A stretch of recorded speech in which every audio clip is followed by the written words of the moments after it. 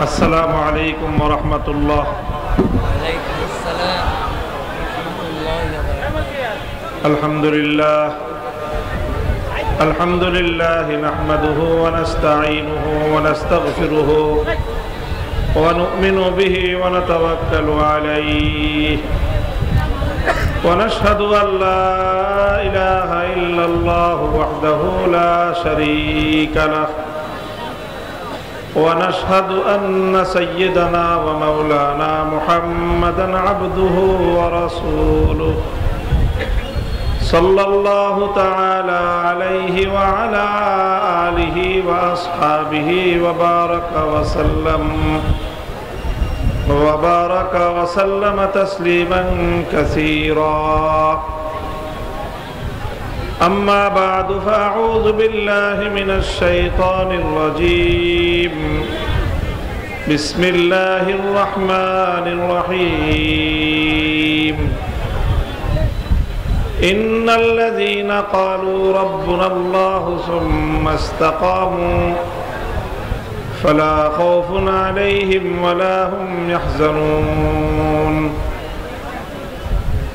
وقال رسول الله صلى الله عليه وسلم شيبتني هود وأخواتها. بارك الله لنا ولكم في القرآن العظيم ونفعنا وإياكم بالآيات والذكر الحكيم. اللهم صل على محمد وعلى آل محمد كما صليت على إبراهيم وعلى آل إبراهيم إنك حميد مجيد. اللهم بارك على محمد وعلى آل محمد كما باركت على إبراهيم وعلى آل إبراهيم إنك حميد مجيد. শাইখুল হাদিস রহমতুল্লাহ আলাইহি স্মৃতি পাঠাগারের উদ্যোগে আয়োজিত আজকের এই আজিমুশান মাহফিলের উপস্থিত সম্মানিত সভাপতি, উপস্থিত দক্ষিণ বাংলার প্রবীণ আলেমে দ্বীন, আমাদের অত্যন্ত শ্রদ্ধাভাজন ব্যক্তিত্ব হযরত শাইখুল হাদিস আল্লামা আজিজুল হক রহমতুল্লাহ আলাইহির প্রিয় একজন শিষ্য এবং ছাত্র হযরত মাওলানা রফিকুর রহমান সাহেব হাফিজাহুল্লাহ তাআলা, অন্যান্য হযরত উলামায়ে কেরাম, দেশ দরদি, দিন প্রেমিক, ইসলাম প্রিয়, নবী প্রেমিক, তাওহীদি মুসলমান ভাই ও বন্ধুগণ, পর্দার অন্তরালে অবস্থানরত আমার সম্মানিত মা ও বোনেরা, আল্লাহ পাক রব্বুল আলামিনের দরবারে শুকরগুজারি আদায় করি। দীর্ঘ একটা বিরতির পর, অনেক বাধা বিঘ্ন, অনেক প্রতিকূলতার বিন্ধ্যাচল পেরিয়ে আল্লাহ পাক রব্বুল আলামিন আমাদেরকে আবার আল্লাহর কোরআনের কথা, দ্বীনের আলোচনা করার জন্য, শুনবার জন্য একত্রিত হওয়ার তৌফিক দিয়েছেন। পথের কাঁটা আল্লাহ পাক নিজের কুদরতের মাধ্যমে অপসারণ করে দিয়েছেন। রব্বে করিমের দরবারে শুকরিয়া আদায় করে কালেমাতুশ শুকরের হাদিয়া পেশ করি আলহামদুলিল্লাহ। আমি এখন আর দীর্ঘ আলোচনা করার এখনো অভ্যস্ত নই। অনেক দিন মধ্যখানে বিরতির কারণে কোরআনে পাকের সূরাতুল আহকাফ থেকে একটি আয়াত আমি আপনাদের সম্মুখে তেলাওয়াত করেছি। আয়াতকে সামনে রেখে আজকের প্রজন্মের জন্যে, মুসলমানদের জন্যে, আমার এবং আপনার জন্যে প্রয়োজনীয় কিছু কথা আল্লাহর কোরআন থেকে এবং কোরআনের আলোকে নবীজির হাদিস থেকে আলোকপাত করার চেষ্টা করব। আল্লাহ পাক রব্বুল আলামিন আমাদেরকে তৌফিক দান করেন। তবে আমি আমার মূল আলোচনায় যাওয়ার আগে আমাদের এই যে আয়োজন, দীর্ঘদিন ধরে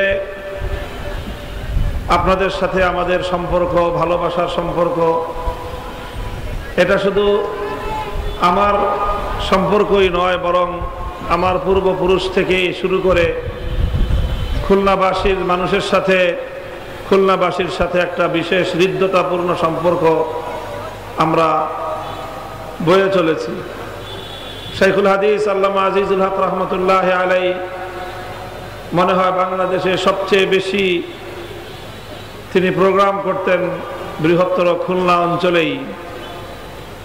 এই অঞ্চলের মানুষ তাকে অনেক ভালোবাসতেন এবং তিনিও এই অঞ্চলে অনেক সময় দিয়েছেন খুলনার মানুষের হেদায়েতের জন্যে, এই অঞ্চলটিকে আবাদ করার জন্যে।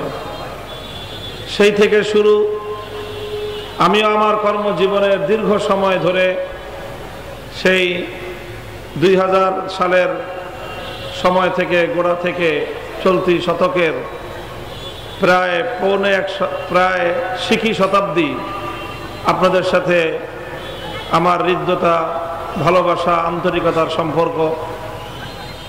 সেই সূত্রে দিনই অনেক কর্মকাণ্ড আমরা একসাথে পরিচালনা করছি। তার মধ্যে আমাদের অন্যতম একটা কাজ হলো এই পাঠাগারের কার্যক্রম পরিচালনা করা।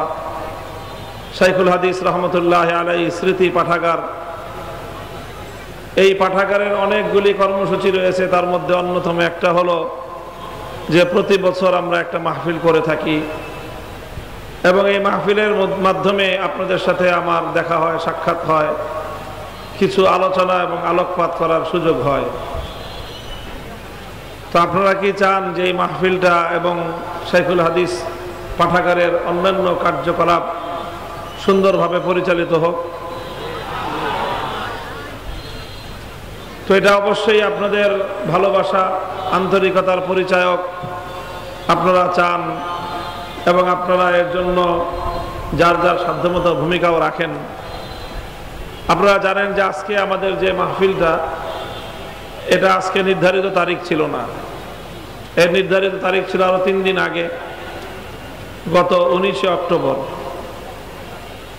কিন্তু আবহাওয়ার প্রতিকূলতার কারণে শেষ মুহূর্তে এসে এই কর্মসূচিটাকে স্থগিত করতে হয়েছে। আমি ঢাকা থেকে মোটামুটি প্রস্তুতি নিয়েই বাড়ি থেকে বের হয়েছিলাম। পথে আমার একটা কর্মসূচি ছিল সকালবেলা। সেই কর্মসূচি শেষ করার পরে খুলনার দায়িত্বশীল ভাইরা আলোচনা করলেন যে এখানকার পরিবেশ এবং আবহাওয়া মাহফিলের উপযুক্ত না। যেই মাঠে আমরা আলোচনা করব, এই মাঠ সম্পূর্ণ পানিতে সয়লাব, বৃষ্টি চলছে সকল অঞ্চলে, মানুষজনেরও যাতায়াত করার কোনো পরিবেশ নাই। কাজেই সেই সময়ে আমরা আমাদের এই প্রোগ্রামকে স্থগিত করলাম, মাহফিল। বিকল্প হিসেবে 3 দিন পরেই একটা সুযোগ ছিল, এই 22 তারিখ, আজকে 22শে অক্টোবর। আজকে আমরা এই প্রোগ্রামের তারিখ পুনর্নির্ধারণ করি। 3 দিনের ব্যবধানে পরিবর্তিত তারিখেও আপনাদের বিপুল এই উপস্থিতি আল্লাহর কোরআনের প্রতি, ইসলামের প্রতি, আলেম সমাজের প্রতি আপনাদের ভালোবাসার একটা জ্বলন্ত প্রমাণ। এভাবেই আল্লাহ পাক রব্বুল আলামিন ইসলামের প্রতি এই অঞ্চলের মাটি ও মানুষের এই ভালোবাসা এবং উচ্ছ্বাসকে অব্যাহত রাখার তৌফিক দান করুন। এই যে কার্যকলাপ একবার শুরু করে বন্ধ করে দেয়া, আবার সেটাকে নতুনভাবে আবার আরেকদিন তারিখ নির্ধারণ করে মাহফিল বাস্তবায়ন করা, এটা একটা ব্যাপক ব্যয়বহুল ব্যাপার। সাধারণ মাহফিল করার ক্ষেত্রে যতটুকু ব্যয় হওয়ার কথা, এই মধ্যখানের এই বিপত্তির কারণে ব্যয়টাও অনেক বেড়ে গিয়েছে, স্বাভাবিক। তো আমাদের এই শাইখুল হাদিস রহমতুল্লাহ আলাইহি স্মৃতি পাঠাগার, এখানে খুব বড় কোনো ফান্ড সংগৃহীত নেই। আমরা প্রতি বছরই আপনাদের কাছ থেকে বা এই মাহফিলে সামান্য কিছু সহযোগিতার আমরা আবেদন জানাই, আহ্বান জানাই, আপনারা তাতে সাড়া দিয়ে থাকেন। তো আজকেও আমি আলোচনার শুরুতে আপনাদের কাছে যদি আহ্বান জানাই, তাহলে কি আপনারা আমার আহ্বানে সাড়া দিয়ে আমাদের এই শাইখুল হাদিস স্মৃতি পাঠাগারের, শাইখুল হাদিস রহমতুল্লাহ আলাইহি পাঠাগারের এই ফান্ডে মাহফিল সহ অন্যান্য দিনই কার্যক্রম বাস্তবায়ন করার জন্য আপনাদের সাধ্যের আলোকে কি আপনারা সহযোগিতা করবেন? তা আমি বিশেষ কোনো অঙ্ক বা দাবি করব না, তবে একটা কথা আমি বলবো, সেটা হলো আপনারা উপস্থিত সময়ে আপনাদের পকেটে স্বাভাবিকভাবেই তো কালেকশন হওয়ার মাহফিল এটা না, সেই হিসাবে আপনারা বেশি পরিমাণ টাকা তো আনেন নাই। আপনাদের চলাচলের জন্য স্বাভাবিক যেই পরিমাণ অর্থ আপনার সঙ্গে আছে উপস্থিত, তাতে আমি দুইটা ক্যাটাগরিতে আপনাদের কাছে অর্থ দানের আহ্বান জানাবো। একটা হলো যে যাদেরকে আল্লাহ পাক তৌফিক দান করেন, আবু বকর সিদ্দিক রাদিয়াল্লাহু তাআলা আনহুর মতো।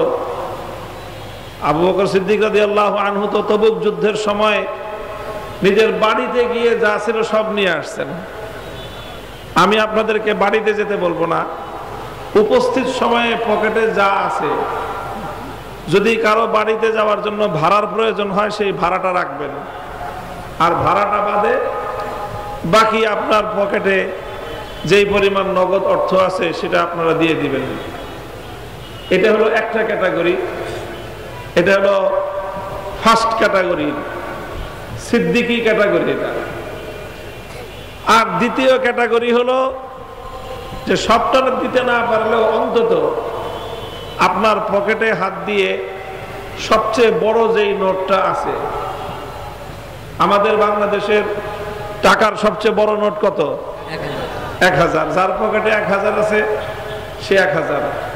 তারপরে দ্বিতীয় হলো 500। যার পকেটে 1000 টাকা নাই, দুর্ভাগ্যবশত আপনি 500 টাকা।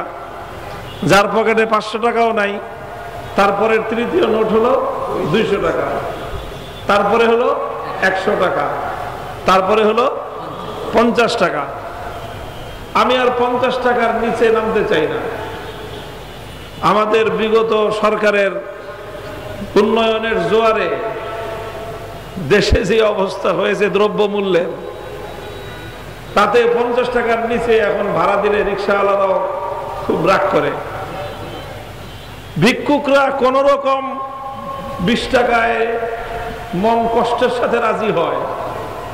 50 টাকা দিলে তারা মোটামুটি মনে করে যে হ্যাঁ ভিক্ষাটা হইল, হাত পাতলাম, এই হাত পাতার সম্মানটা রক্ষা করলো 50 টাকা দিলে তারা মনে করে। তো সেই হিসাবে আমরা আমাদের মাহফিল থেকে আপনাদেরকে 50, 100, 200, 500, 1000 এই 5 রকম নোট দিয়ে আমরা আমাদের আজকের এই আয়োজনটাকে সমৃদ্ধ করতে চাই।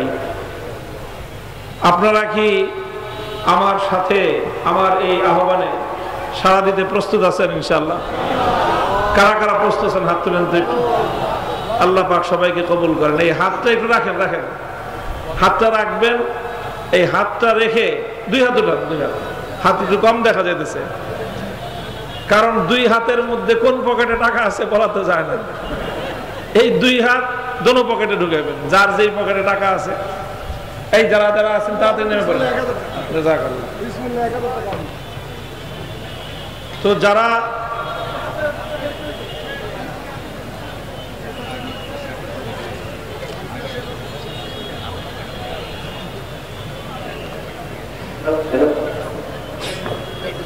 স্বেচ্ছাসেবকরা তোমরা সকলে নেমে দাও। আগে 8000 টাকা বলে 1000। যার কাছে 1000 টাকার নোট নাই, 2টা 500 টাকা দিতে পারেন, অসুবিধা নাই। স্বেচ্ছাসেবকরা চারিদিকে সব দিকে সবাই দ্রুত করেন। যেখানে স্বেচ্ছাসেবকরা আছে, মহিলা প্যান্ডেলে মহিলারা মা বোনরা আছে, ওখানেও তোমরা যারা স্বেচ্ছাসেবক আছে আপনারা দায়িত্ব পালন করো, দ্রুত করে। এগুলোই করে জমা করো এখানে। ইন্না লিল্লাহ।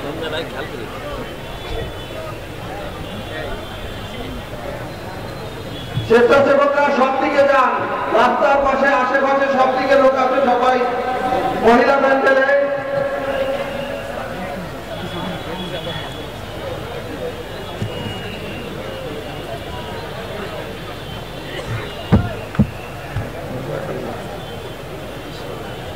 দ্রুত করেন ইনশাআল্লাহ। বারিক আলা মুহাম্মাদ ওয়া আলা আলি মুহাম্মাদ কামা বারাকতা আলা ইব্রাহিম ওয়া আলা আলি ইব্রাহিম ইন্নাকা হামিদুম মাজিদ। মুহতারাম হাজিরিন, আমি কোরআনে পাকের সূরাতুল আহকাফ থেকে আয়াত তেলাওয়াত করেছি, 13-14 নম্বর আয়াত। আল্লাহ পাক রব্বুল আলামিন এই আয়াতের মধ্যে অত্যন্ত গুরুত্বপূর্ণ একটি নির্দেশনা দিয়েছেন। আল্লাহ বলছেন, ইন্নাল্লাযীনা ক্বালু রাব্বুনাল্লাহু সুম্মা ইসতাকামু ফালা খাউফুন আলাইহিম ওয়ালা হুম ইয়াহজানুন। আল্লাহ বলেন যে যারা এক আল্লাহকে রব বলে ঘোষণা করলো, ঈমান আনলো আল্লাহর উপর, আল্লাহ পাক রব্বুল আলামিনের রুবুবিয়্যতের উপর যারা ঈমান আনয়ন করলো, সুম্মা ইসতাকামু, আল্লাহর উপর ঈমান আনার পরে ঈমানের উপর ইস্তেকামতের সাথে থাকলো, ঈমানের উপর ইস্তেকামতের সাথে থাকলো, ফালা খাউফুন আলাইহিম ওয়ালা হুম ইয়াহজানুন, তাদের ভয়ের কোনো কারণ নাই, তাদের দুশ্চিন্তার কোনো কারণ নাই। অর্থাৎ মানুষ তার ইহকাল এবং পরকালে নিজের কৃতকর্মের কারণে যত ভয় ভীতির সম্মুখীন হতে পারে এবং নিজের নানা ত্রুটির কারণে মানুষের যেই ধরনের আক্ষেপ এবং আফসোস হতে পারে, আল্লাহ পাক রব্বুল আলামিন বলছেন যারা এই দুটি কাজ করবে, ক্বালু রাব্বুনাল্লাহ, এক আল্লাহর রুবুবিয়্যতের স্বীকার করবে, স্বীকৃতি দিবে, সুম্মা ইসতাকামু, অতঃপর আল্লাহর রুবুবিয়্যতের স্বীকৃতির উপর ইস্তেকামতের সাথে থাকবে, দৃঢ়তার সাথে থাকবে, অটল এবং মজবুত থাকবে। আল্লাহ বলছেন ফালা খাউফুন আলাইহিম ওয়ালা হুম ইয়াহজানুন, তাদের ভয়েরও কোনো কারণ নাই, দুশ্চিন্তার কোনো কারণ নাই। একই ধরনের আয়াত আল্লাহ পাক রব্বুল আলামিন সূরা ফুসসিলাতের মধ্যে আরেকটু ভিন্নভাবে বলেছেন, ইন্নাল্লাযীনা ক্বালু রাব্বুনাল্লাহু সুম্মা ইসতাকামু তাতানাজ্জালু আলাইহিমুল মালায়েকা تتنزل عليهم الملائكة ألا تخافوا ولا تحزنوا وأبشروا بالجنة التي كنتم توعدون। আল্লাহ বলেন যে এই দুই বৈশিষ্ট্য যারা অর্জন করবে, প্রথম হলো আল্লাহর রুবুবিয়্যতের স্বীকৃতি দিবে, দ্বিতীয় হলো তারা সেই স্বীকৃতির উপর অবিচল এবং অটল থাকবে।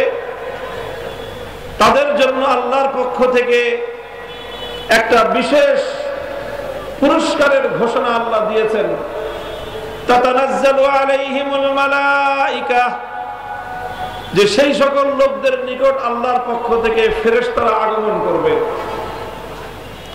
আল্লাহর পক্ষ থেকে ফেরেশতারা এসে তাদেরকে অভয় বাণী শোনাবে, তাদেরকে সুসংবাদ প্রদান করবে।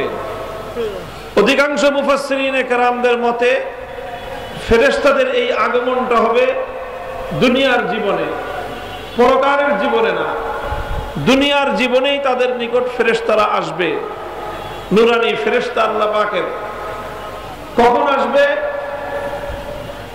ফি আহওয়াজি আওকাতিহিম, তাদের সবচেয়ে প্রয়োজনের সময়ে সাহায্যের হাত নিয়ে ফেরেশতারা তাদের দিকে হাত প্রসারিত করে দিবে। সবচেয়ে কঠিন সময়ে সহযোগিতার সবচেয়ে প্রয়োজনীয় মুহূর্ত যখন মানুষের, অর্থাৎ একজন মানুষ যখন মৃত্যু মুখে পতিত হয়, একজন মানুষ যখন মরণাপন্ন, তার দরবারে, তার দুয়ারে যখন মৃত্যু এসে হাজির হয়, সেই কঠিন সময়ে যখন মানুষ পৃথিবীর একেবারে ইহকালীন জীবনের অন্তিম মুহূর্তে থাকে, সেই সময়ে ফেরেশতারা তাদের কাছে আসে। তাদের কাছে এসে একটা অভয় বাণী শোনায় আর একটা সুসংবাদের বার্তা দেয়। আল্লাহ তাখাফু ওয়ালা তাহজানু, ওই কথাটাই যে ভয়ের কোনো কারণ নাই, দুশ্চিন্তার কোনো কারণ নাই, তোমাদের মৃত্যু যন্ত্রণা হবে না। তোমাদেরকে ফেরেশতারা এসে, আযাবের ফেরেশতারা এসে তোমাদেরকে কোনো কষ্ট দিবে না। তোমাদের জন্য কবরের মধ্যে কোনো আযাবের দুশ্চিন্তা নাই। তোমাদের হাসরের মাঠে কষ্টের কোনো দুশ্চিন্তার কারণ নাই। তোমাদের পুল সিরাত পার হওয়া নিয়ে কোনো টেনশন ফিল করতে হবে না। জাহান্নামের আগুনের পুড়ে তোমাদের আযাব ভোগ করার কোনো ভয় তোমাদেরকে পেতে হবে না। তাদেরকে সম্পূর্ণরূপে অভয় বাণী শোনায় যে কোনো ধরনের ভয়ের কারণ নাই, কোনো ধরনের দুশ্চিন্তার কারণ নাই। শুধু অভয় বাণী শুনিয়েই ফেরেশতারা ক্ষান্ত হন না, বরং ফেরেশতারা তারপরে আরেকটা আগাম সুসংবাদ দান করেন। ওয়া আবশিরু বিল জান্নাতিল্লাতী কুনতুম তুআদুন, তোমাদেরকে আল্লাহর পক্ষ থেকে সুসংবাদ দিচ্ছি, তোমরা ওই বেহেশতের, ওই জান্নাতের সুসংবাদ গ্রহণ করো, যেই জান্নাতের ওয়াদা এবং প্রতিশ্রুতি আল্লাহর পক্ষ থেকে তোমাদেরকে এতদিন দেওয়া হতো। আজকে আমরা স্বয়ং আল্লাহর পক্ষ থেকে বার্তাবাহী হিসেবে তোমাদের কাছে জান্নাতের শুভ সংবাদ নিয়ে এসেছি। নাহনু আউলিয়াউকুম ফিল হায়াতিদ দুনিয়া ওয়া ফিল আখিরাহ ওয়া লাকুম ফিহা মা তাশতাহি আনফুসুকুম ওয়া লাকুম ফিহা মা তাদউন। ফেরেশতারা বলেন যে আমরা তোমাদেরকে এই অভয় বাণী আর এই সুসংবাদের বার্তা দিয়ে চলে যাব না, বরং এই যে আমরা আসলাম, এখন এই তোমার ইহজীবনের যেই অল্প সময়টুকু তোমার রয়েছে, অন্তিম মুহূর্তের মৃত্যু পর্যন্ত যতটুকু সময় তোমার অবশিষ্ট রয়েছে, এই সময়টুকু আমরা তোমার সাথে আছি। ওয়াফিল আখিরাহ, এবং এরপরে তোমার সাথে তোমার প্রতিটি কঠিন মুহূর্তে আমরা থাকব। কবরের সুয়াল জবাবের সময় থাকব, হাসরে ওঠার সময় থাকব, পুল সিরাত পার হওয়ার সময় আমরা তোমার সাথে থাকব। এরপরে একেবারে জান্নাত পর্যন্ত পৌঁছায় দেওয়ার পর আমাদের দায়িত্ব ক্ষান্ত হবে। আল্লাহ পাক তোমার সিকিউরিটির জন্য আমাদেরকে তোমার জন্য দায়িত্বে নিয়োজিত করেছেন স্বয়ং আল্লাহ। আর জান্নাতে যখন চলে যাবা, তখন তো আর তুমি যা চাইবা তাই হবে। তোমার ইচ্ছা এবং অভিপ্রায়ের বিপরীতে জান্নাতের মধ্যে কিছুই হবে না। এরকম অসাধারণ, অভাবনীয়, লোভনীয় একটা সুসংবাদ নিয়ে, অভয়বাণী নিয়ে ফেরেশতারা এক শ্রেণীর মানুষের কাছে চলে আসে, এবং এটা ইহকালেই আসে, দুনিয়ার পার্থিব জীবনেই আসে। তবে এমন একটা সময় আসে যখন মানুষ আর এই দুনিয়ার মানুষের কাছে তার এই অভিব্যক্তিটা ব্যক্ত করতে পারে না, যখন মানুষের জুবান বন্ধ হয়ে যায়। দুনিয়াতে মানুষের মৃত্যুর সময়ে সর্বপ্রথম যেই অঙ্গের উপর মানুষের মৃত্যুর প্রভাব তৈরি হয়, সেটা হলো তার জুবান। মানুষের বাক শক্তি বন্ধ হয়ে যায়, মানুষের কথা বলার শক্তি আল্লাহ পাক সর্বপ্রথম এটাকে বন্ধ করে দেন। মানুষ কথা বলতে পারে না, তখন মানুষ কান দিয়ে শুনতে পারে, চোখ দিয়ে দেখতে পারে, মাথা দিয়ে চিন্তা করতে পারে, হৃদয় দিয়ে বুঝতে পারে, অনুভব করতে পারে, হৃদয়ঙ্গম করতে পারে, শুধু পারে না মুখ দিয়ে কিছু বলতে।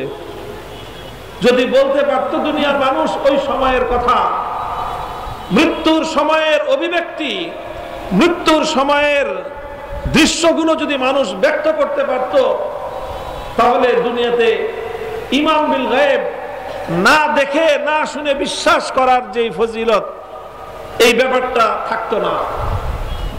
দুনিয়াতে যারা কঠিন পরিস্থিতির সম্মুখীন হয় মৃত্যুর সময়ে, ভয়াবহ আযাবের সম্মুখীন হয় মৃত্যুর সময়ে, যখন মানুষের মন, মানুষের হৃদয় থরথর করে কেঁপে ওঠে, ভয়ে পালানোর চেষ্টা করে কিছু মানুষ, আর কিছু মানুষ ওই ধরনের ফেরেশতাদেরকে দেখে দুনিয়া থেকে আখিরাতের দিকে চলে যাওয়ার জন্য উদ্গ্রীব হয়ে ওঠে। সে তার প্রাণ চঞ্চল হয়ে ওঠে যে এই কষ্টের দুনিয়ায় না থেকে এই নূরানী ফেরেশতাদের সাথে আমি জান্নাতের পথে যাত্রা করব, সে অস্থির হয়ে ওঠে। তো এই দুই শ্রেণীর মানুষ হয় দুনিয়াতে। এই ঘটনাগুলো মৃত্যুর আগে মানুষের সাথে ঘটতে থাকে, কিন্তু মানুষ এটা বলতে পারে না। কেন বলতে পারে না? কারণ সর্বপ্রথম আল্লাহ পাক রব্বুল আলামিন মৃত্যুর আগে মানুষের জিহ্বা, মানুষের বাক শক্তিকে আল্লাহ পাক এটাকে অকার্যকর করে দেন। কথা বলার শক্তি আর থাকে না, দেখতে থাকে, বুঝতে থাকে। এই জন্য কত মানুষ কাঁদতে থাকে, কত মানুষ হাসতে থাকে, কত মানুষ ভীত সন্ত্রস্ত হয়ে থাকে। মুহতারাম হাজিরিন, যাই হোক, আমি বলছিলাম এই যে কথা যারা বলবে আল্লাহ আমার রব, দ্বিতীয় হলো শুধু রব বললাম, একবার বললাম, স্বীকার করলাম, স্বীকৃতি দিলাম, এরপরে আবার অবস্থা একটু বেগতিক দেখলেই পল্টি দিলাম, এই কথায় এই ইমানে চলবে না। কচু পাতার পানির ইমান দিয়ে এই সুসংবাদ পাওয়া যাবে না। কচু পাতার পানির ইমান দিয়ে আল্লাহ পাক রব্বুল আলামিনের সন্তুষ্টি পাওয়া যাবে না।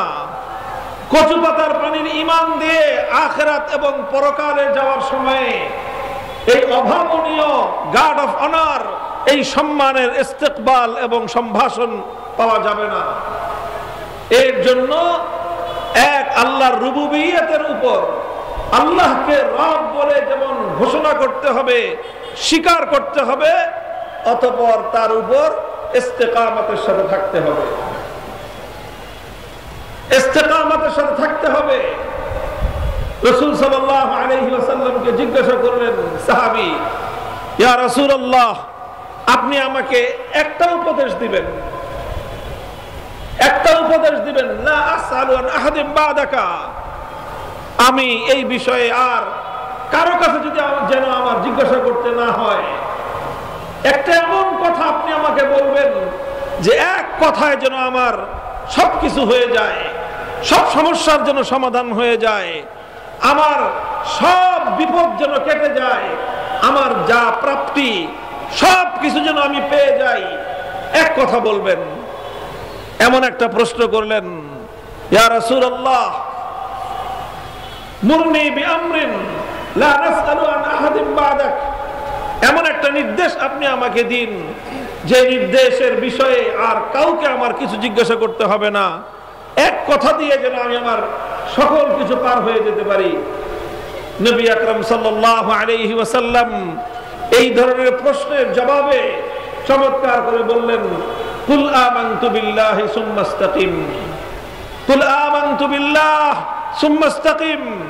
আল্লাহর নবী বললেন যে ঠিক আছে, তোমাকে একটা কথাই বলবো, দ্বিতীয় কথা বলতে হবে না। এক কথার উপর যদি তুমি অটল আর অবিচল থাকতে পারো, এই এক কথা দুনিয়া থেকে জান্নাত পর্যন্ত তোমার সকল বিপদকে, সকল প্রতিকূলতাকে অতিক্রম করে তোমাকে জান্নাত পর্যন্ত পৌঁছায় দেবে। কি কথা বলেন? কুল আমানতু বিল্লাহি সুম্মা ইসতাকিম, তুমি বলো যে আমি আল্লাহর উপর ঈমান আনলাম, এরপরে সুম্মা ইসতাকিম, তুমি ইস্তেকামতের সাথে থাকো। এই শব্দটা আপনারা সকলেই মুখস্থ করে নিয়ে যান।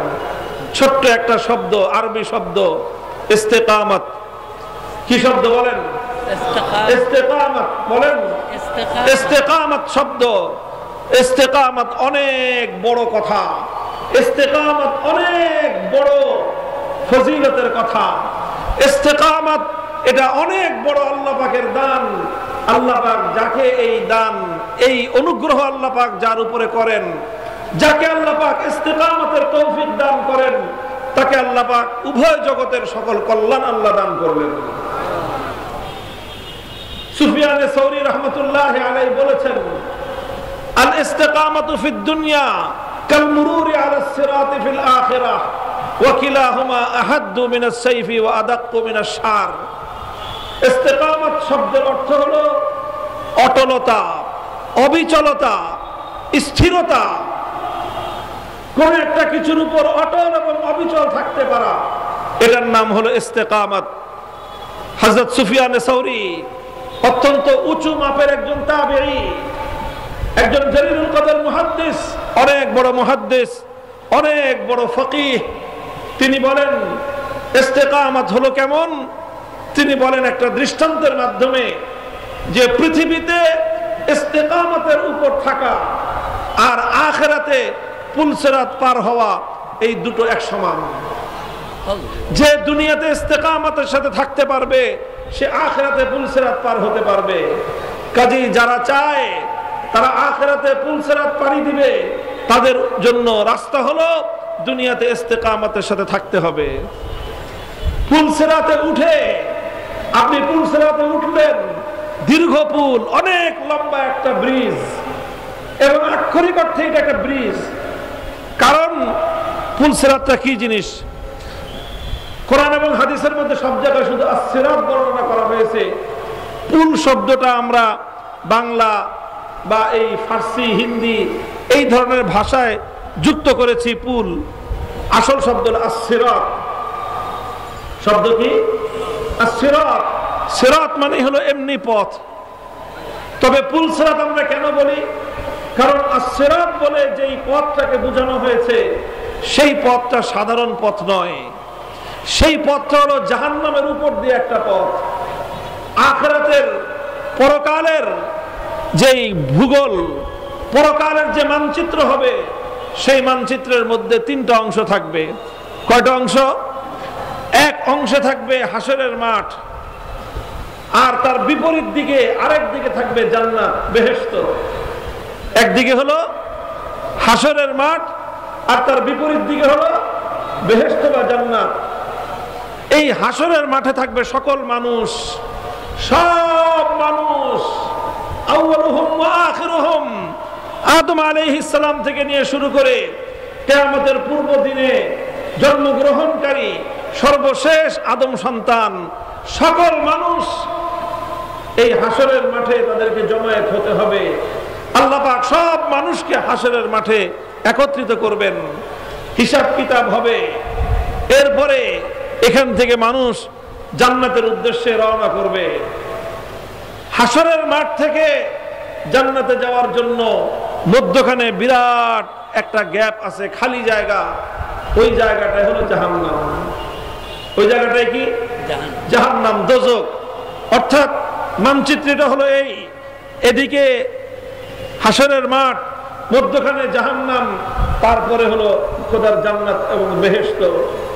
হাসরের মাঠ থেকে প্রতিটা মানুষের গন্তব্য হবে জান্নাতের দিকে যাওয়া। প্রত্যেকটা মানুষ বেহেশতে যেতে চাইবে, কিন্তু বেহেশতে যেতে হলে রাস্তা একটাই, সেটা হলো জাহান্নামের উপর দিয়ে তোমাকে বেহেশতে যেতে হবে। There is no alternative way. বিকল্প কোনো রাস্তা নাই। ওয়াইন মিনকুম ইল্লা ওয়ারিদুহা কানা আলা রাব্বিকা হাতমান মাকদিয়া। ওয়াইন মিনকুম ইল্লা ওয়ারিদুহা কানা আলা রাব্বিকা হাতমান মাকদিয়া। আমার আল্লাহ বলেছেন, দুনিয়ার যত বড় মানুষ হোক না কেন, আল্লাহর নৈকট্য প্রাপ্ত মানুষ হোক না কেন, যত বড় নবী পয়গম্বর হোক না কেন, আল্লাহর নিকট যত আপনজন হোক না কেন, যত বড় ক্ষমতাশালী, যত বড় প্রভাব ও প্রতিপত্তিশালী ব্যক্তি হোক না কেন, প্রত্যেকটি মানুষের জন্য একটা পরিস্থিতির সম্মুখীন হওয়া ছাড়া বিকল্প কোনো পথ নাই।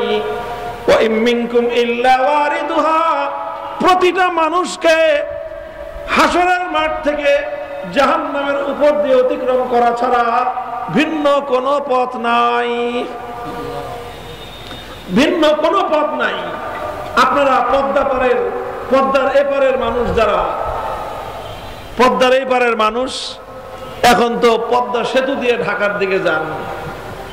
পদ্মা সেতু পার হওয়া ছাড়া আগে আরেকটা রাস্তা ছিল, সেই উত্তরবঙ্গ ঘুরে কুষ্টিয়া হয়ে, তারপরে ওখান দিয়ে পাবনা হয়ে, তারপরে সিরাজগঞ্জ হয়ে, নাটোর হয়ে, যমুনা সেতু পার হয়ে ঢাকায় যাওয়ার একটা রাস্তা ছিল। যমুনা সেতু হওয়ার আগে পদ্মা আর যমুনা দিয়ে বাংলাদেশটা একদম এই প্রান্ত থেকে অপর প্রান্ত পর্যন্ত দুই ভাগ ছিল। এই পারের মানুষ ওই পারে যেতে হলে হয় পদ্মা নদী পার হইতে হতো, না হয় যমুনা নদী পার হইতে হতো। এছাড়া ভিন্ন কোনো রাস্তা বাংলাদেশের মানুষের, দক্ষিণ অঞ্চলের, পূর্ব উত্তর অঞ্চলের মানুষের ওই দিকে যাওয়ার কোনো রাস্তা ছিল না। ঠিক ওরকম, ঠিক একইভাবে হাসরের মাঠ আর অপর দিকে আল্লাহর জান্নাত, এর মধ্যখানে জাহান্নাম। হাসরের মাঠ থেকে জান্নাতে যেতে হলে জাহান্নামকে অতিক্রম করে ছাড়া জান্নাতে যাওয়ার আর কোনো রাস্তা নেই। প্রতিটা মানুষকে এই যে রাস্তা, একটাই রাস্তা, একটাই পথ, এই পথটাকে অতিক্রম করতে হবে। এই পথটাকে বলা হয়েছে আখিরাতে আস-সিরাত। এই আখিরাতের জাহান্নামের উপর দিয়ে নির্মিত এই রাস্তা, এটাকেই বলা হয়েছে সিরাত। তো যেহেতু জাহান্নামের উপর দিয়ে রাস্তাটা, তো আমাদের বাংলায় যদি কোনো রাস্তা কোনো গর্তের উপর দিয়ে থাকে, নদীর উপর দিয়ে থাকে, কোন নিচু অঞ্চলের উপর দিয়ে যদি কোনো রাস্তা নির্মিত হয়, সেটাকে আমরা ব্রিজ বলি, সেটাকে আমরা পুল বলি।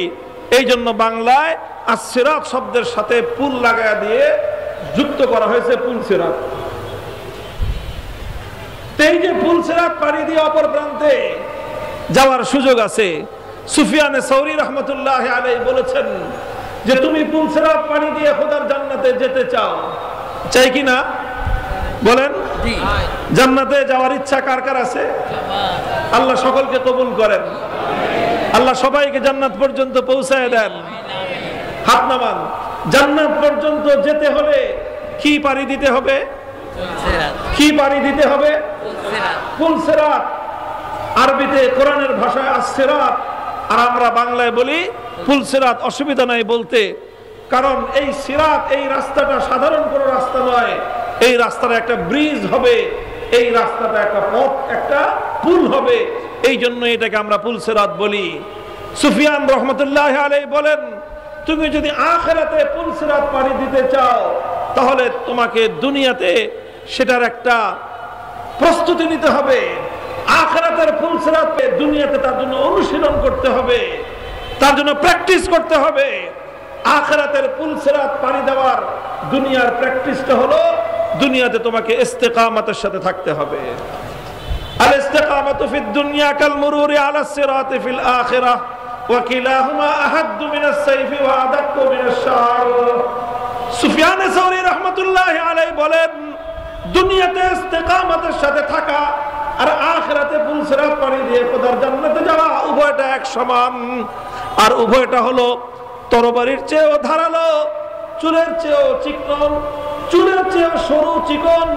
এমন একটা পথ দিয়ে পাড়ি দেওয়া যতটা কঠিন, এমন একটা পথ দিয়ে পাড়ি দেওয়ার জন্য যেরকম হিম্মত এবং সাহস প্রয়োজন, যদি কেউ দুনিয়াতে ইস্তেকামতের সাথে থাকতে চায়, আর যদি কেউ আখিরাতে পুল সিরাত পাড়ি দিয়ে খোদার জান্নাতের মধ্যে যেতে চায়, তাহলে তাকেও তার অন্তরের মধ্যে এমন সাহস এবং এমন অটলতা এবং অবিচলতা ধারণ করতে হবে। আল্লাহ পাক রব্বুল আলামিন আমাদের পুরা মজমাকে এইভাবে অটল এবং অবিচল থাকার হিম্মত দান করেন। ভাই, হিম্মত করতে হবে, সাহস করতে হবে। আর এই সাহস আর হিম্মতের সাথে একটা জিনিস যুক্ত করলে সম্ভব, সেটার নাম হলো তাওয়াক্কুল। নির্ভর করতে হবে আল্লাহর উপরে। আমি আর আপনি সাহস করে কদম উঠাবো, আমার কাজ হলো রাস্তায় পথ চলতে শুরু করা, গন্তব্য পর্যন্ত পৌঁছানো আমার আল্লাহর জিম্মাদারি। হে মুসলমান, সাহস করো, বুকে সাহস আর হিম্মতে বুক তুমি ভরে নাও। তুমি অটল এবং অবিচল থাকার নিয়ত করো, তোমাকে অটল এবং অবিচল থাকার তৌফিক দিবেন কে? এইগুলা একটু চাপায় দেন তো এইভাবে। মুহতারাম হাজিরিন, এই জন্য ইস্তেকামতের কথা বলতেছি আমি আপনাদেরকে, ইস্তেকামতের কথা বোঝাচ্ছি আমি আপনাদেরকে। ইস্তেকামত শব্দটা বোঝানো, এটাই আজকের আমার আলোচ্য বিষয়। হযরত রাসূল আকরাম সাল্লাল্লাহু আলাইহি ওয়াসাল্লামের 63 বছর হায়াত ছিল আল্লাহর নবীর। নবীর জীবন কত বছরের ছিল? 63 বছর। নবীর জীবনের শেষ দিকে এসে অল্প কয়েকটা চুল দাড়ি পেকেছিল। নবীজির চুল দাড়ি কিন্তু 63 বছরেও খুব বেশি পাকে নাই। অল্প কয়েকটা দাড়ি চুল পেকেছিল, গণনা করা যেত যে কতগুলো চুল দাড়ি পেকেছে, অনেক গণনা করার মতো, খুব বেশি না। তো সাহাবী একজন একদিন, অনেকেই বলতেন কদ শিবতা ইয়া রাসূলুল্লাহ, হুজুর আপনি তো বুড়ো হয়ে গেছেন, আপনার চুল দেখা যায় কয়েকটা সাদা হয়েছে, দাড়িও কয়েকটা সাদা হয়ে গেছে, আপনি তো বুড়ো হয়ে গেছেন। আল্লাহর নবী প্রশ্নের জবাবে বললেন শাইয়াবাতনি হুদ ওয়া আখাওয়াতুহা, সূরা হুদ এবং এই জাতীয় কয়েকটি সূরা যার মধ্যে এমন একটা বিধান অবতীর্ণ হয়েছে, এমন একটা কথা অবতীর্ণ হয়েছে যেটা আমাকে দুশ্চিন্তায়, তার টেনশনে, এর ওজন এবং এর ভার আমাকে বুড়ো করে দিয়েছে।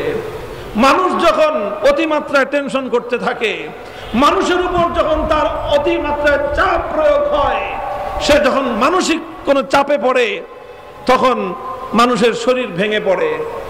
অল্প বয়সে মানুষের অনেক সময় চুল দাড়ি বেশি পেকে যায়।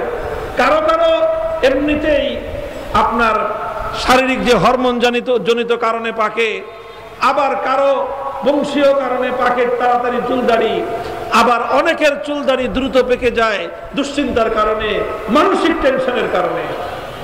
বুঝতে পেরেছেন? আল্লাহ নবী বললেন কদ শাইয়াবাতনি হুদ ওয়া আখাওয়াতুহা, সূরা হুদ এবং এই জাতীয় কয়েকটি সূরার আয়াত আমাকে দুশ্চিন্তাগ্রস্ত করে দিয়েছে, এবং আমি এতটাই দুশ্চিন্তাগ্রস্ত হয়ে পড়েছি যে এই কারণে আমি বুড়ো হয়ে গেলাম। কি আয়াত? সূরা হুদের মধ্যে ছোট্ট একটি আয়াত আছে। কোরআনে পাকের মধ্যে সবচেয়ে কঠিন বিধান কোনটা, এই যদি প্রশ্ন করা হয়, অনেক সময় কুইজ হয় না, প্রশ্নের মধ্যে কুইজ হয়, কুইজ জাতীয় প্রশ্ন। বলুন তো দেখি কোরআনে পাকের সর্বশেষ নাজিলকৃত আয়াত কোনটি? বলুন তো দেখি কোরআনে পাকের সর্বপ্রথম নাজিলকৃত আয়াত কোনটি? বলুন তো কোরআনে পাকের সবচেয়ে ছোট্ট আয়াত কোনটি? বলুন তো কোরআনে পাকের সবচেয়ে ছোট সূরা কোনটি? বলুন তো কোরআনে পাকের সবচেয়ে বড় আয়াত কোনটি? এগুলো প্রশ্ন। এই প্রশ্নের জবাবগুলোকে আমরা বলতে পারবো? আমরা অনেকে পারবো, অধিকাংশই পারবো না।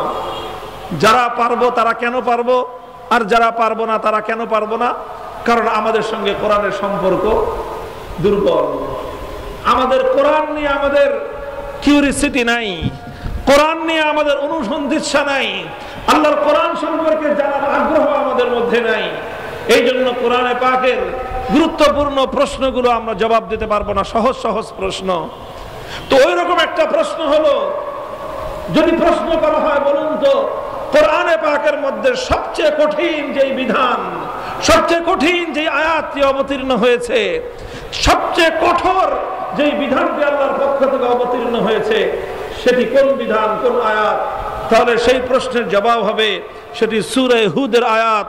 আল্লাহর নবীকে আল্লাহ বলেছেন, ও নবী ফাস্তাকিম কামা উমিরতা ওয়া মান তাবা মাআক, ফাস্তাকিম কামা উমিরতা। আল্লাহ বলছেন, হে নবী, যেভাবে আপনাকে বলা হয়েছে, যেভাবে আপনাকে ইস্তেকামতের সাথে থাকতে বলা হয়েছে, ওইভাবেই আপনি পরিপূর্ণ ইস্তেকামতের সাথে থাকুন। এবং যারা আপনার সঙ্গে দ্বীনের পথে চলবার জন্য ভুল পথ ছেড়ে দিয়ে, কুফরির পথ ছেড়ে দিয়ে, অন্যায়ের পথ ছেড়ে দিয়ে যারা হেদায়েতের পথের দিকে এসেছে, আপনি এবং আপনার সাথীরা আপনাদেরকে আল্লাহর পক্ষ থেকে যেইভাবে থাকতে বলা হয়েছে, ঠিক সেই কথার উপর, আল্লাহর নির্দেশের উপর ইস্তেকামতের সাথে থাকুন।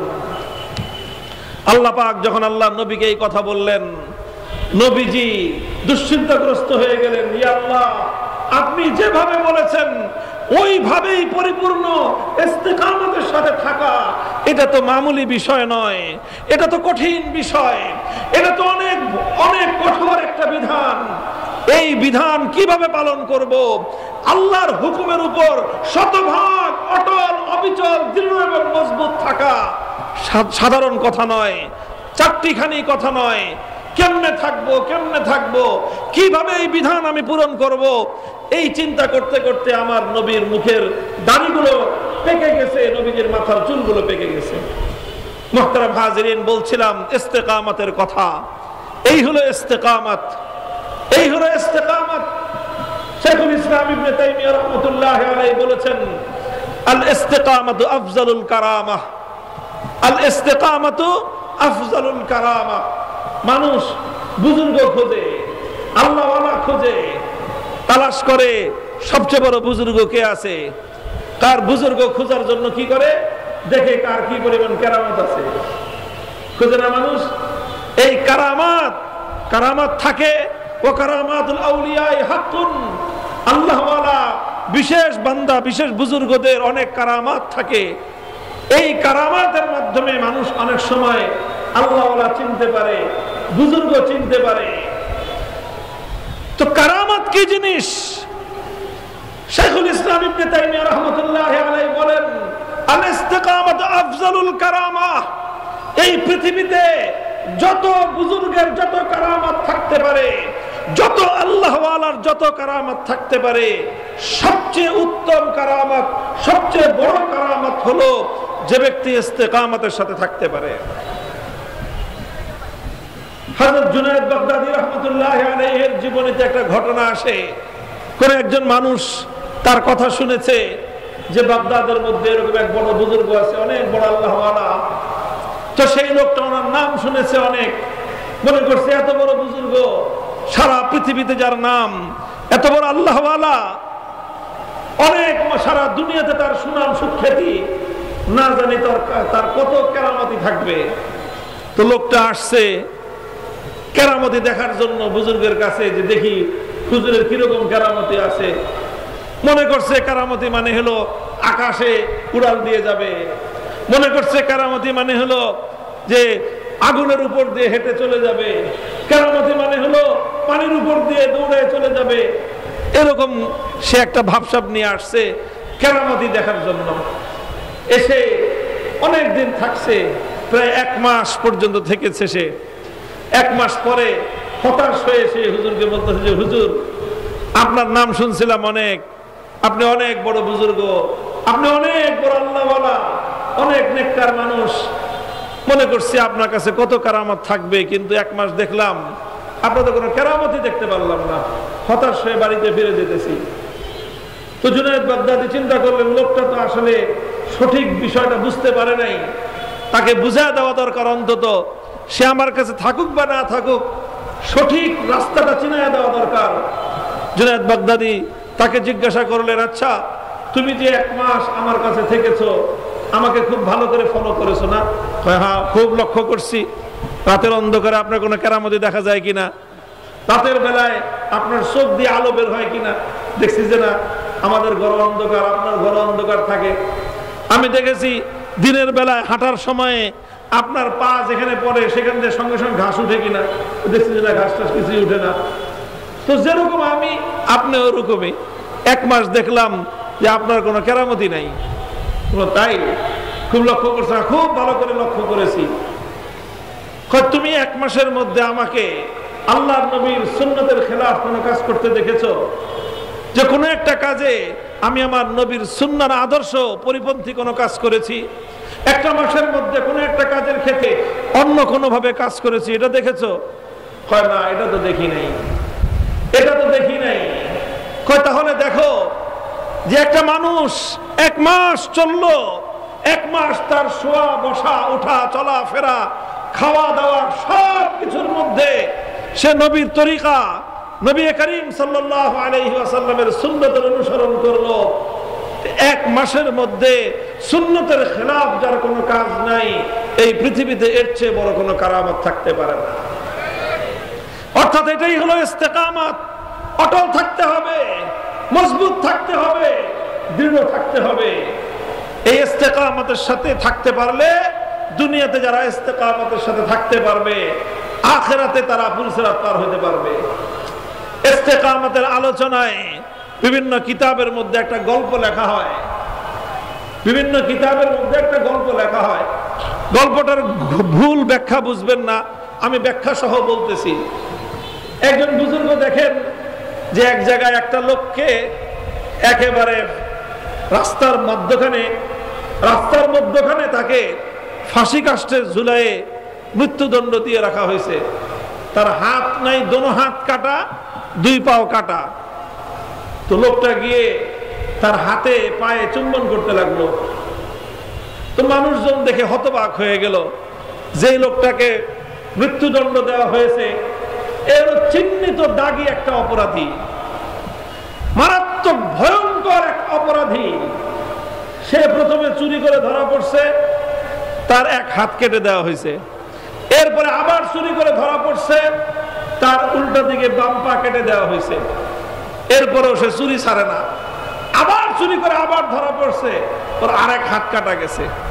আবার চুরি করে ধরা পড়ছে, আরেক পাও কাটা গেছে। চুরি ডাকাতি সে কোনোভাবেই ছাড়ে না, হাত নাই, পাও নাই, এরপরেও সে সিস্টেম করে চুরি ডাকাতি করে। এরপরে শেষ পর্যন্ত সময়ের বিচারক তার বিরুদ্ধে মৃত্যুদণ্ডের সাজা ঘোষণা করছে যে এই ধরনের ভয়ঙ্কর অপরাধীর শেষ পর্যায়ে শাস্তি হলো তাকে মৃত্যুদণ্ড দিয়ে দাও। এই জন্য মৃত্যুদণ্ড ঘরের কোনায়, আবদ্ধ ঘরের মধ্যে, কোনো বন্ধ জায়গায় দেওয়া হয় নাই, বদ্ধ জায়গায় নয়, ওপেন স্পেসে, খোলা জায়গায় মৃত্যুদণ্ড দিয়ে তার লাশ ঝুলিয়ে রাখা হয়েছে, যাতে মানুষ শিক্ষা গ্রহণ করতে পারে। অপরাধীর সাজা কেমন, যেন মানুষ অপরাধীর শাস্তি দেখে অপরাধ থেকে ভীত সন্ত্রস্ত হয়ে পড়ে। কেউ যেন এই ধরনের দুঃসাহসী না হয়, অপরাধ করার সাহস যেন কেউ না পায়। এই লোক, আর এই লোককে এই আল্লাহওয়ালা বুজুর্গ নেককার, তিনি গিয়ে তার হাত পাও চুমা দিচ্ছেন। মানুষকে হুজুর আপনার কাম করতেছেন। এই লোকটা একেবারে দাগী, নাম্বার 1 সন্ত্রাসী, নাম্বার 1 চোর, ডাকাত, সন্ত্রাসী, মাস্তান। এর এত বড় অপরাধের শাস্তি হিসেবে আজকে তার এই সাজা হয়েছে, আর আপনি তাকে এরকম করতেছেন। তিনি বললেন যে না, দেখো, আমি এই লোকের প্রতি সম্মান প্রদর্শন করতেছি না, তার চুরি ডাকাতির প্রতি সম্মান প্রদর্শন করতেছি না। আমাকে একটা জিনিস, তার একটা বৈশিষ্ট্য আমাকে আশ্চর্যান্বিত করেছে, আমি তার ওই বৈশিষ্ট্যটাকে আমি স্যালুট জানাচ্ছি। সেটা হলো, ও বেটা চুরির উপরে ইস্তেকামতের সাথে ছিল। ওর কত বড় ইস্তেকামত, হাত কাটছে কাটুক, চুরি ছাড়বো না, পাও কাটছে কাটুক, চুরি ছাড়বো না, আরেক হাত কাটছে কাটুক, চুরি ছাড়বো না, আরেক ঠ্যাং কাটছে, চুরি ছাড়বো না। জীবনের শেষ মুহূর্ত পর্যন্ত চুরি ছাড়ে নাই। চুরির উপরে এমন অটল এবং অবিচল থাকছে, জীবন দিয়ে দিছে, চুরি ছাড়ে নাই। ওর এই যে জীবনের শেষ মুহূর্ত পর্যন্ত একটা সিফাত, একটা বৈশিষ্ট্যকে দৃঢ়ভাবে ধারণ করতে পারা, অটল ভাবে একটা বৈশিষ্ট্যের উপর থাকতে পারা, এই গুণটাকে আমি স্যালুট জানাইতেছি। ওকে স্যালুট জানাই না, ওর অপকর্ম, অন্যায়, অপরাধকে আমি স্যালুট জানাই না। তবে এর ভিতর থেকে একটা চমৎকার বৈশিষ্ট্য বেরিয়ে এসেছে, যেটা থেকে আমরা শিক্ষা গ্রহণ করতে পারি। ফাতাবিরু ইয়া উলিল আবসার। আল্লাহ পাক কোরআনে পাকের মধ্যে একটা অনন্য আয়াত ইরশাদ করেছেন, হে চক্ষুষ্মান ব্যক্তিরা, তোমরা সব কিছু থেকে শিক্ষা গ্রহণ করো, সব কিছু থেকে শিক্ষা গ্রহণ করো, সব কিছু থেকে শিক্ষা গ্রহণ করো। খারাপটা দেখেও ভালো শিক্ষা নেওয়া যায়। কথা বুঝেন কি বললাম? খারাপটা দেখেও ভালো শিক্ষা নেওয়া যায়। একজনকে জিজ্ঞাসা করা হয়েছিল, একজন দার্শনিককে, তুমি আদব শিখছো কাকে দেখে? আমি আদব শিখছি বেয়াদবকে দেখে। তুমি বেয়াদবের কাছ থেকে কেমনি আদব শিখলা? আমি বেয়াদবকে লক্ষ্য করেছি যে বেয়াদব কোন কোন আচরণ করার কারণে মানুষের কষ্ট হয়, বেয়াদব কোন কোন আচরণ করার কারণে মানুষ তার প্রতি রুষ্ট হয়, বেয়াদবের কোন কোন আচরণের কারণে মানুষ তার প্রতি বিরক্ত হয়, বেয়াদবের কোন কোন আচরণের কারণে মুরব্বীরা তাকে অভিশাপ দেয়। আমি শিখেছি যে ওই সমস্ত কাজগুলো যদি আমি পরিহার করতে পারি, তাহলে আমি আদব শিক্ষা করতে পারবো। মুহতারাম হাজিরিন, এটা হলো মুমিনের সিফাত, যে সব কিছু থেকে শিক্ষা গ্রহণ করতে হবে। খারাপ থেকেও শিক্ষা নিতে হবে, ভালো থেকেও শিক্ষা নিতে হবে, ভালো থেকে ভালোটা শিক্ষা নিয়ে অনুসরণ করতে হবে, খারাপ থেকে শিক্ষা নিয়ে খারাপটাকে বর্জন করতে হবে। আজ আমরা সকলকে বলি এই যে পতিত স্বৈরাচারী অত্যাচারী জালিম ইসলাম বিরোধী শক্তি, তার মধ্যে একটা জিনিস ছিল, সারা দুনিয়া উল্টে যাক, স্বৈরাচার জুলুমের পথ সে ছাড়ে নাই। শেষ মুহূর্ত পর্যন্ত খুন খারাপের পথ সে ছাড়ে নাই। সারা দেশের সব মানুষ মরে যাক, ক্ষমতার চেয়ার সে ছাড়বে না। লক্ষ মানুষকে হত্যা করতে হয়, খুন করবে, হত্যা করবে, গদি ছাড়বে না। গদিটাকে সে যেইভাবে ধরছিল আটকে, চেয়ার যেইভাবে মনে হয় যে একেবারে তার নিতম্বের সাথে একেবারে সুপার গুলো দিয়ে সে গণভবনের চেয়ার আটকে রাখতে চাইছিল। সুপার গুলো দিয়ে চেয়ার আটকে রাখা যায় না। যদি বেশি বেশি করে সুপার গুলো লাগাও, চেয়ার ছুটবে, পাশার চামড়া সহ ছুটে আসবে। শিক্ষা গ্রহণ করো পৃথিবীর জালেমেরা, পৃথিবীর শাসক গোষ্ঠী, শিক্ষা গ্রহণ করো। ওয়ালা তাহসাবান্নাল্লাহা গাফিরান আম্মা ইয়ামালুজ জালিমুন। অত্যাচারী, অবিচারী, খুন খারাপিকারী, মানুষের জীবনকে অতিষ্ঠকারী, জনগণের জান মাল ইজ্জত আবরুর উপর হস্তক্ষেপকারী, তোমার কাছ থেকে সারা পৃথিবী শিক্ষা গ্রহণ করতে হবে যে আল্লাহ ছাড় দেন, ছেড়ে দেন না।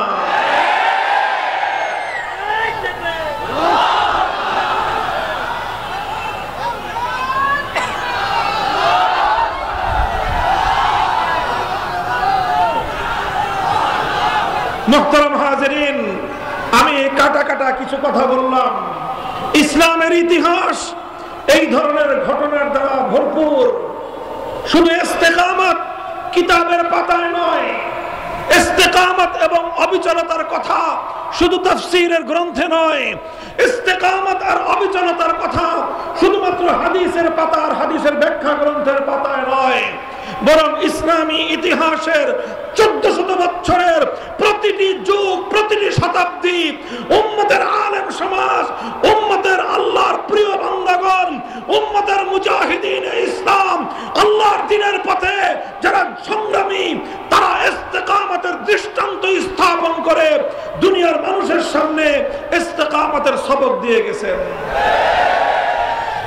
ইমাম আহমদ ইবনে হাম্বল রাহমাতুল্লাহ আলাইহি, চার ইমামের এক ইমাম ইমাম আহমদ ইবনে হাম্বল রাহমাতুল্লাহ আলাইহি, ওনার ইতিহাস সম্পর্কে বর্ণনা করা হয়। একদিন এক লোক, এক পাহলওয়ান, শক্তিশালী মানুষ রাস্তা দিয়ে ইমাম আহমদ ইবনে হাম্বল হেঁটে যাচ্ছেন। আরেকজন লোককে দেখিয়ে বলতেছে, আমি পৃথিবীতে অনেক শক্তিমান মানুষ দেখেছি, কিন্তু এই আহমদ ইবনে হাম্বলের মতো এত শক্তিমান মানুষ, এত শক্তিশালী মানুষ আমি কোনোদিন দেখি নাই। তো কি বলো, এই লোকটাকে তো সাধারণ একটা মানুষ মনে হয়, সাধারণ একজন মানুষ, সাধারণ একজন আলেম, একজন মুহাদ্দিস, একজন ফকিহ। এর তো পালোয়ান না, সে তো কুস্তিগীর না, সে তো ভারোত্তোলনকারী না। তুমি বলতেছো তার চেয়ে শক্তিমান মানুষ তুমি আর দেখো নাই, এর কি শক্তি তুমি দেখেছো? লোকটা তখন বলল, আমার পরিচয়, আমি আমার অতীত জীবনে পুলিশে চাকরি করতাম। চাকরি করতো, পুলিশে চাকরি করত, পুলিশেরও জল্লাদ ডিপার্টমেন্টে, যেখানে শাস্তি দেওয়া হয়। ডিবিতে পোস্টিং ছিল, বুঝলেন নাই? ডিবিতে পোস্টিং ছিল, যেখানে নিয়ে সাধারণ মানুষের উপর টর্চার করা হয়। র্যাব এবং বিভিন্ন গোয়েন্দা সংস্থার আয়না ঘরগুলোতে পোস্টিং ছিল, যেখানে সাধারণ মানুষের উপর চরম নির্যাতন চালানো হয়। শুনলেও মানুষের গা কেঁপে ওঠে। আমার এবং আপনার এই বাংলাদেশে আইন শৃঙ্খলা রক্ষাকারী বাহিনীর পোশাক পরে এক শ্রেণীর মানুষ তাদের ভাইদের উপর, তার স্বজাতির উপর, তারই এই দেশের আরেক নাগরিক ভাইয়ের উপর এমন অত্যাচার, নির্যাতন, এমন টর্চার চালায়, শুনলেও আমাদের গা কেঁপে ওঠে। এমন মানুষের কথা আমরা শুনেছি। একটা ঘরের মতো আছে, কবরের মতো, মাটির 3 হাত নিচে সাক্ষাৎ এক কবরের মতো গর্ত খুঁড়ে রাখা হয়েছে। সেখানে অনেক মানুষকে নিয়ে চোখ এমন শক্ত করে বাঁধে, কোনো কিছু দেখা তো দূরে থাক, চোখের মধ্যে এমন জোরে চাপ দিয়ে রাখে যে মাথা ব্যথা হয়ে যায়। মোটা কালো কাপড় দিয়ে চোখ বেঁধে কবরের মধ্যে ফেলে রাখে। যদি